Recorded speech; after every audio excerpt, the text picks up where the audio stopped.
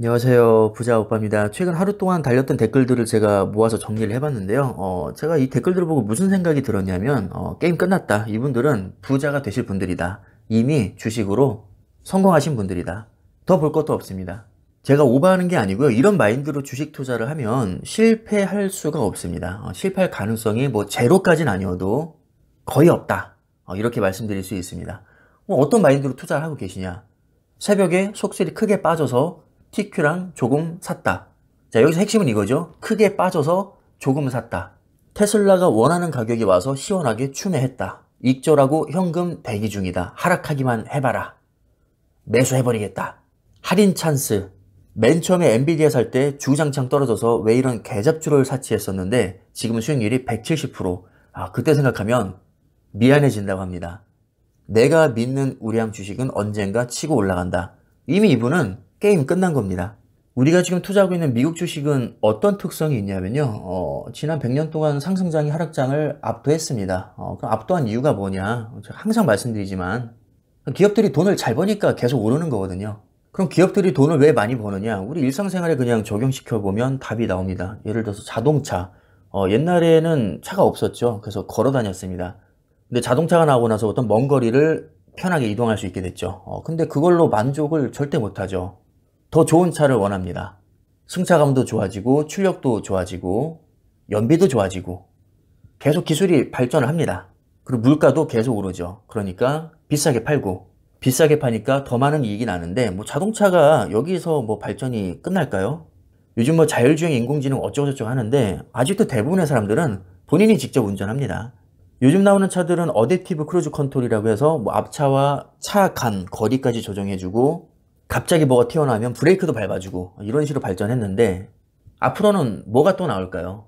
결국 레벨 5 완전 자율주행까지 가겠죠.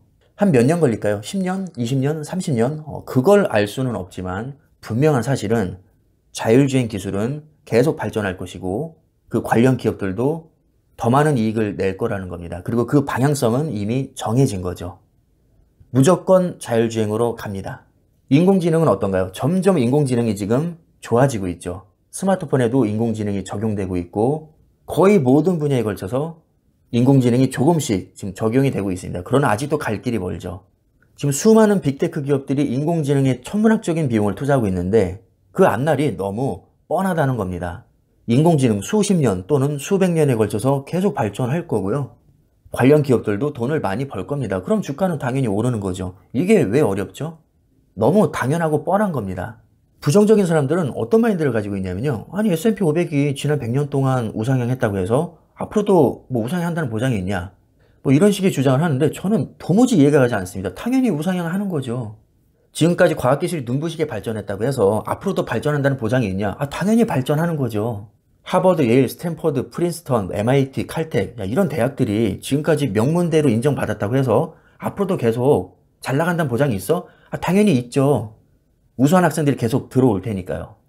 미국이 지금까지 잘 나갔다고 해서 앞으로도 잘 나간다는 보장이 있어? 당연히 있죠. 적어도 우리 일생 동안에는 그럴 가능성이 대단히 높습니다. 우리 인생이 길지 않잖아요.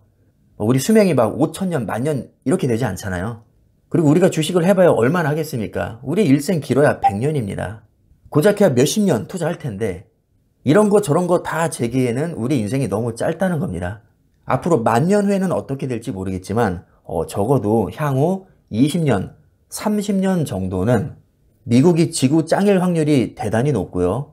하버드, 예일, 프린스턴, 스탠포드, MIT, 칼텍 이런 대학들이 여전히 명문될 가능성이 대단히 높습니다.